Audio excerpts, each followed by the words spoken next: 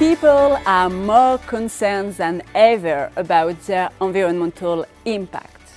They try to limit their carbon footprint by reducing their personal trips and the trips of the goods they buy, by consuming seasonal products grown locally.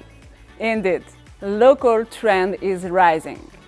Local distribution chains have been forced to gain in efficiency during COVID, making customers discover the quality of local alternatives, both in terms of affordability and sustainability.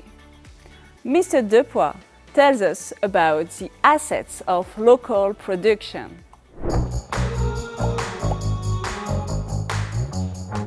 Proximity is at the heart of Lesaffre strategy.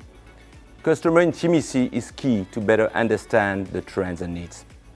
Our 50 baking centers all over the world are fantastic platforms to share and create with our customers.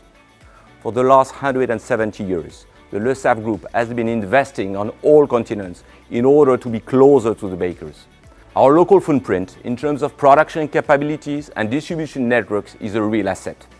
From global to local, Lesaffre is fully engaged together with the bakers in more than 180 countries. Thank you for watching, and see you soon to decipher more trends.